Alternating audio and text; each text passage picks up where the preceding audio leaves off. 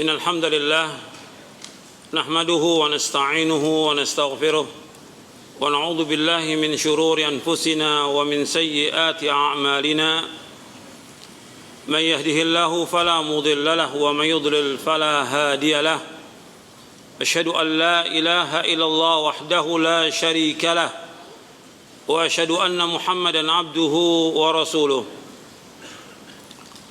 Ikhwani fid din, azakumullah. Kita bisa tahu agama Islam ini yaitu dengan nuntut ilmu, dan ini wajib. Dan nuntut ilmu ini merupakan kewajiban atas setiap muslim dan muslimah. Dan seluruh manusia dia wajib menuntut ilmu syar'i. Sebagai seorang muslim, siapa aja, apakah dia seorang pejabat, dia seorang rakyat, seorang bapak, ibu, anak, atau orang kaya, atau orang miskin, atau siapa aja, wajib thalabul ilmi. Dan gak boleh berhenti. Karena Nabi bersabda sallallahu alaihi wasallam, thalabul ilmi faridatun ala kulli muslimin. Menuntut ilmu itu wajib atas setiap muslim. Dan kita harus meluangkan waktu untuk menuntut ilmu syar'i. Dan antum datang ke tempat ini merupakan nikmat yang paling besar. Allah memberikan taufik kepada antum untuk datang mengaji, menuntut ilmu. Ini kesempatan yang luar biasa. Dan jalannya kita menuju ke tempat thalabul ilmi untuk mengkaji ilmu, dapat ganjaran yang besar dan merupakan jalan menuju surga. Sebagaimana sabda Nabi sallallahu alaihi wasallam, Nabi bersabda sallallahu alaihi wasallam, "Wa man salaka tariqan yaltamisu fihi ilman sahhalallahu lahu bihi tariqan ila al-jannah wa majtama'a qaumun fi baitin min buyutillah yatluna kitab Allah wa yatadarasunahu bainahum illa nazalat alaihimus sakinah wa ghashiyatuhumur rahmah wa haffathumul malaikah wa dzakarahumullahu fi man 'indah wa man batta'a bihi 'amalu lam yusri' bihi nasabu." Akhrajahu Muslim. Dari sahabat Abu Hurairah radhiyallahu an, ia berkata, telah bersabda Rasulullah sallallahu alaihi wasallam, barang siapa yang berjalan untuk menuntut ilmu, maka Allah akan mudahkan jalannya ke sorga. Perhatikan itu. Barang siapa yang berjalan untuk menuntut ilmu, maka Allah akan mudahkan jalannya ke sorga. Dan tidaklah berkumpul satu kaum di satu rumah dari rumah-rumah Allah, di satu masjid dari masjid-masjid Allah, yang mereka membaca kitab Allah, mereka pelajari di antara mereka, melainkan yang pertama akan turun kepada mereka sakinah, ketenangan. Yang kedua akan diliputi rahmat Allah Subhanahu wa taala. Yang ketiga akan dikelilingi oleh para malaikat. Dan yang keempat, Allah akan sebutkan mereka di hadapan malaikat yang berada di sisi Allah Subhanahu wa taala. Dan barang siapa yang lambat amalnya, tidak dapat dikejar oleh nasabnya. Artinya kalau dia tidak melakukan amal-amal saleh, meskipun nasabnya tinggi, nggak akan bisa menyelamatkan dia nanti pada hari kiamat. Hadis ini sahih, diriwayatkan oleh Imam Muslim dan yang lainnya. Jadi ikhwani fid din, azakumullah, menuntut ilmu ini satu kewajiban dan satu kemestian, satu kepastian yang harus dituntut oleh setiap muslim dan muslimah, siapa aja, termasuk pengurus yayasan, pengurus masjid, panitia pengajian, dan yang lainnya harus nuntut ilmu. Jadi kalau sudah dimulai kajian, semua harus duduk di majelis ilmu. Hatta panitia harus duduk.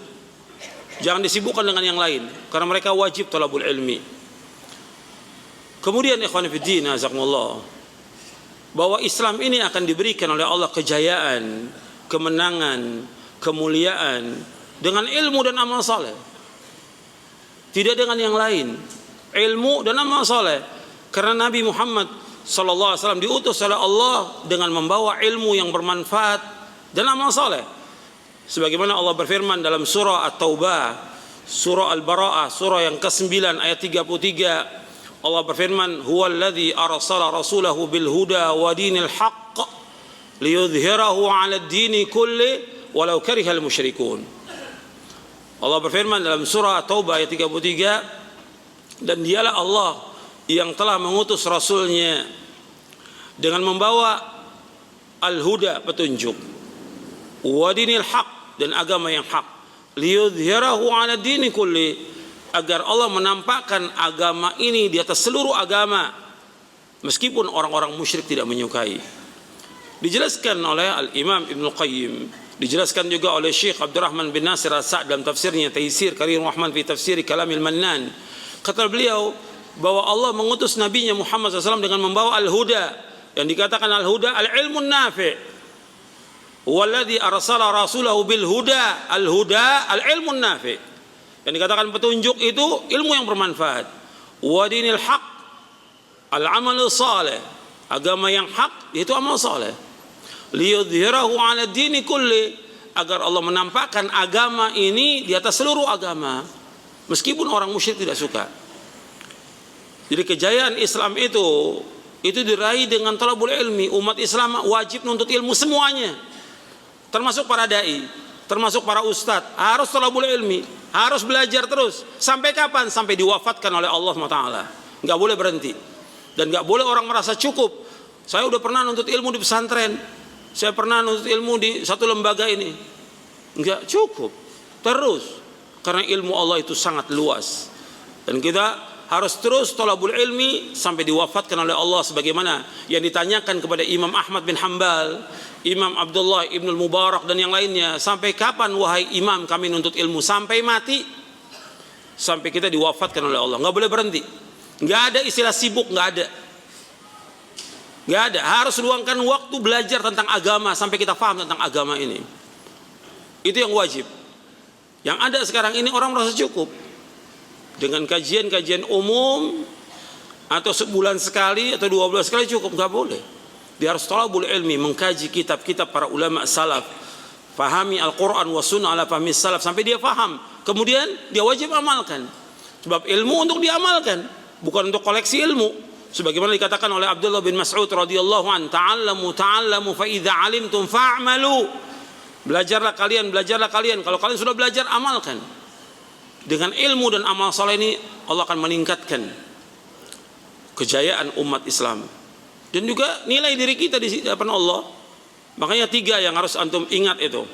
Yang pertama iman, yang kedua ilmu, yang ketiga amal saleh. Antum ingat itu.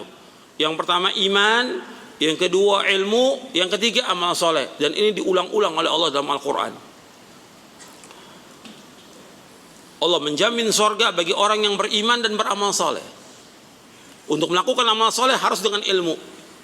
Makanya Ibnu Qayyim mengatakan rahimahullah, al-ilmu imamul amal. Ilmu itu imamnya amal. Kita nggak akan bisa melakukan amal soleh tanpa ilmu. Ilmu yang bagaimana? Ilmu syar'i. Al-Quran was sunnah ala fahmi salaf, ini wajib dipelajari. Karena yang diangkat derajatnya oleh Allah orang yang berilmu syar'i, bukan orang yang paham tentang teknologi, tentang ekonomi, tentang politik, bukan itu. Yang Allah kehendaki disuruh kita belajar ilmu syar'i. Yang diperintahkan oleh Rasulullah SAW belajar ilmu syar'i. Yang diangkat derajatnya oleh Allah dunia dan akhirat ilmu syar'i. Sebagaimana Allah berfirman dalam surah Al-Mujadilah ayat 11, yarfa'illahu alladhina amanu minkum walladhina utul ilma darajat. Allah mengangkat orang-orang beriman di antara kamu dan orang berilmu beberapa derajat. Yang dimaksud ilmu di sini kata para ulama, ilmu syar'i. Al-Quran wa sunnah ala fahmi salaf. Makanya kita harus belajar terus. Jangan merasa cukup dengan ilmu kita yang ada. Kita masih sangat kurang. Saya dan antum sama. Kita sebagai talibul ilm, masih ribuan kitab yang belum sempat kita baca, yang kita harus belajar lagi. Kemudian, ikhwani fiddin, a'azakumullah, bahwa ilmu itu, mulianya ilmu tergantung dari apa yang dikaji. Makanya asyraful ulum ilmu tauhid. Ilmu yang paling utama, yang paling mulia ilmu tauhid. Ini yang harus kita kaji dulu. Dan ini harus terus kita kaji sampai kita paham bagaimana kita mentauhidkan Allah Subhanahu wa taala. Karena para anbiya war rusul alaihi wassalatu wassalam, semua dakwahnya mereka mengajak manusia untuk mentauhidkan Allah Subhanahu wa taala. Ini asyraful ulum. ilmu yang paling mulia dari seluruh ilmu itu ilmu tauhid. Maka ini harus kita kaji tentang tauhid ini. Nggak boleh berhenti. Jangan merasa cukup. Saya udah pernah mengkaji tentang tauhid, udah selesai. Nggak cukup. Antum sudah berapa kali namatkan? 10 kali aja masih terus kita harus pelajari lagi. Karena dulu para ulama menamatkan kitab itu nggak cukup sekali. Ada yang menamatkan sampai 20 kali. Ada yang menamatkan sampai 50 kali. Itu. Dan kita merasa kadang-kadang baru baca satu kitab udah cukup. Sudah ngajar lagi. Sudah ngajar. Kapan dia belajarnya dan siapa yang bimbing dia? Nggak boleh. Dia harus pelajari, tamatkan kitab itu berkali-kali sampai dia faham, baru dia boleh ngajarkan. Dan juga dia harus tanya kepada orang yang lebih ahli yang faham tentang itu. Dan kitab ini mempunyai syarah banyak, puluhan syarahnya. Nanti saya akan jelaskan bagaimana dai itu dia wajib untuk berilmu dan dia tidak boleh berdakwah kalau dia tidak punya ilmu. Mudah-mudahan dari apa yang kita kaji bermanfaat untuk saya, untuk antum sekalian. Wassalamualaikum warahmatullahi wabarakatuh.